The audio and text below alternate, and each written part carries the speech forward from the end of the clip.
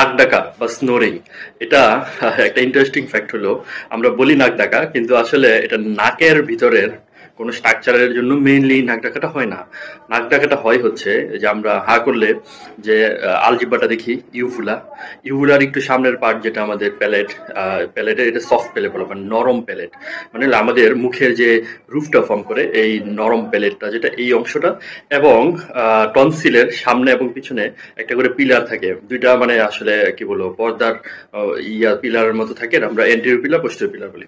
তো এই কয়েকটা স্ট্রাকচারের জন্য যখন কাঁপে তখন এই স্নোরিং বা নাকের যে ডাকার শব্দটা এটা তৈরি হয়। এটা কিভাবে গান ডাকে, যখন আমাদের শ্বাসটা বাইরের দিকে বের হইতে থাকে, তখন যখন আমরা ঘুমাই বা শুয়ে থাকি, এই প্যালেটটা পিছনের ইয়ার সাথে গিয়ে লাগে, আমাদের নাকের যে ওয়ালটা পিছনের ওয়ালের সাথে লাগে, অথবা সাইডের ওয়ালের সাথে সে একটা স্পেস তৈরি করে।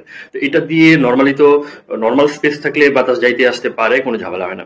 যাদের এই স্পেসটা কমে যায়, তখন উল্টা পথে যখন বাতাসটা আসতে থাকে, এই মানে অল্প জায়গা থাকে, তখন এখানে একটা কম্পন তৈরি হয়, এবং এই কম্পন থেকে মেনলি আমাদের নাকের যে স্নোরিং এর সাউন্ডটা এটা তৈরি হয়।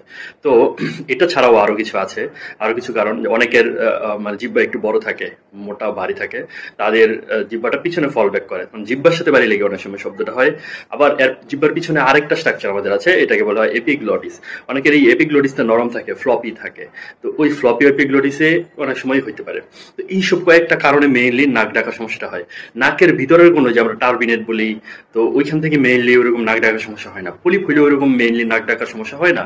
তো এই নাক ডাকার সমস্যার সমাধানটা কি? সমাধান হচ্ছে মোস্ট কমনলি আমরা দেখি যে যারা একটু মোটা, তো আমরা যারা একটু মোটা আছি, তো এদের হয় কি নাকের মাংস বেশি থাকে, পিছনের যে আমাদের ফ্যারিংস এর যে স্পেসটা সাইড থেকে মাংস চাপ দিয়ে জায়গাটাকে আরো ছোট করে তখন যখন প্যালেটটা পরে পিছনেই, তখন জায়গাটা একদম কম হয়ে থাকে, তখন এই শব্দটা হয়। তো প্রধান চিকিৎসা এটা ইম্পর্টেন্ট। প্রধান চিকিৎসা হলো ওজন কমাইতে হবে, ওজন অনেক কমাইতে হবে, 70 নিচে আনতে হবে। যাদের মানে অ্যাপ্রোপ্রিয়েট আমরা বলি, মানে একদম হেলদি পারসন, 5 ফুট 6, 5, 6, 7 ইঞ্চি আছেন, 70 নিচে ওজন আনতে হবে। এটা এক নাম্বার, অন্য কোনো ট্রিটমেন্টে এটা কাজ হবে না। আরো কিছু আছে, তারপরে আছে যে যাদের ফ্লপি এপিগ্লটিস, আমরা ওইটার সার্জারি করব। যাদের টাংটা বেশি ভারী হয়ে গেছে পিছনে পড়ে, টাং বেস সার্জারি করা যেতে পারে। যাদের টনসিলটা বড় হয়ে আছে, টনসিলটা পিছনে পড়ে, টনসিলের কারণে টনসিলের অপারেশন করব। যাদের অ্যান্টিরিওর পোস্টেরিয়র পিছনে পড়ে, তাদের অ্যান্টিরিওর পোস্টেরিয়র এটাকে আমরা রিকনস্ট্রাকশন করতে পারি। যাদের ইউভুলাটা বড়, বেশি তার ইউভুলা এবং প্যালেট যেটা আছে বেশি, মানে যতটুকু থাকার কথা একটু বেশি আছে, ওইটা আমরা কেটে একটু ছোট করে দিব, টান করে দিব। যা বাচ্চাদের ক্ষেত্রে অ্যাডেনয়েড থাকে পিছনে, অ্যাডেনয়েডের সার্জারি করা যেতে পারে। তো এই রাস্তাগুলো আমরা ক্লিয়ার করে দিতে পারি। কিন্তু যারা আমরা একটু মোটা আছি, যেটা এখানে মাংসের চাপে পিছনে আসে, এটা তো আর কমানো যাচ্ছে না। তো এই জন্য স্নোরিং এর সার্জারি করলে যে 100% সফল হবে, এটা আরো নিশ্চয়তা নাই। এটার জন্য আসলে আগে ওজন কমাইতে হবে, তারপরে আমাদের সার্জারি বা অন্য রেফারেন্সে আসতে হবে। তো এই স্নোরিং নিয়ে অনেক ধরনের স্টাডি আমাদের আছে।